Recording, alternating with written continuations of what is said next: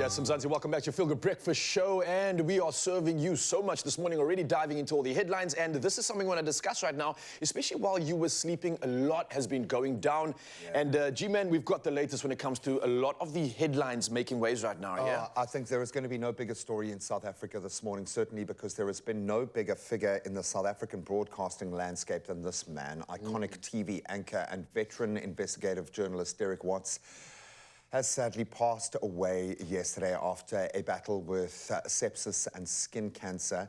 And the cancer had spread to his lungs. Watts was 74 years old, and our condolences are undoubtedly with you, Belinda, and his children, Tyrone and Kirsten, right now. We hope that the media are going to give them a bit of breathing room in this time. I doubt that there is a person in the industry who hasn't had an impact from this man. I mean, there's been such an outpouring. Literally every person that has ever worked with him has been able to go back to a moment of inspiration. It certainly sparked massive moves in my career. I can remember being nominated for an award with him, one of the first awards, and obviously I didn't win. He did clean up those awards. I think he won every award that he was ever nominated for.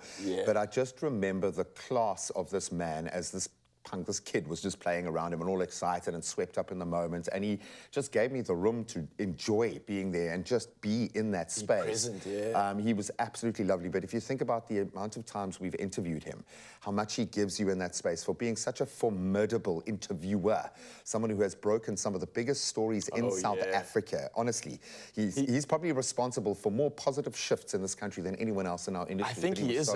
He's been such a catalyst and has been a catalyst and still is for so much change in the country. I'm just chatting to some of the people that he's impacted, and it's everybody that I know. He's had such a special place in people's hearts, especially if you think about the weekend. He was like a forefather for so many people. You looked forward to seeing what he would bring next.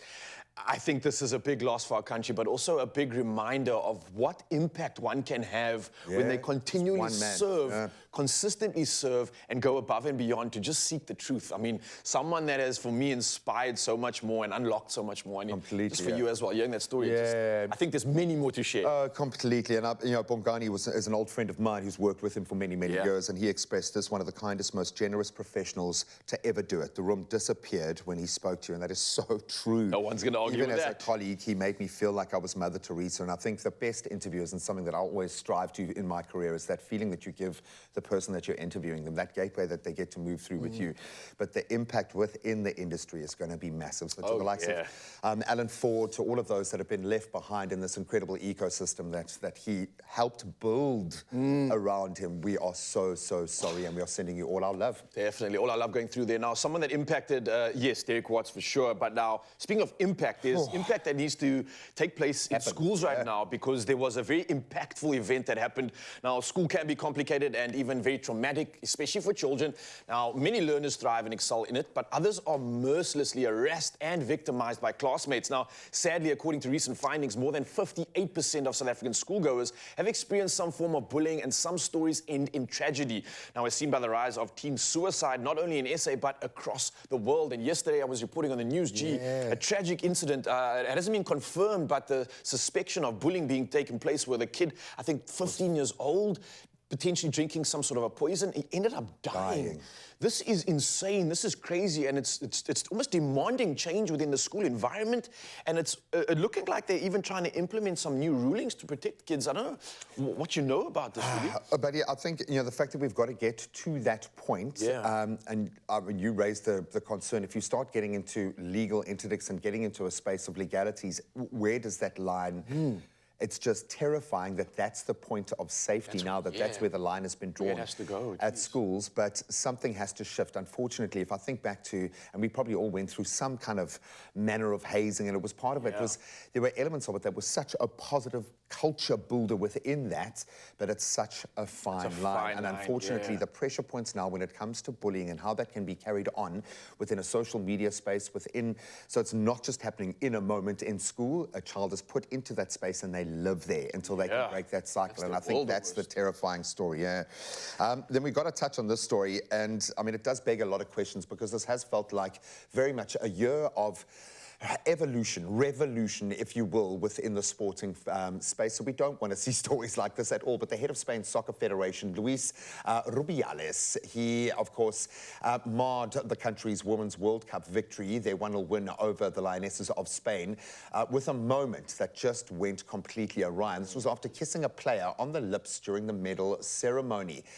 This, of course, drew criticism for inappropriate conduct in a sport that has struggled to overcome sexism. You can certainly understand this. It's a moment. They are swept up in emotion. There is so much going on. I can certainly understand the bond that he'll have with these players and that connection. Yeah.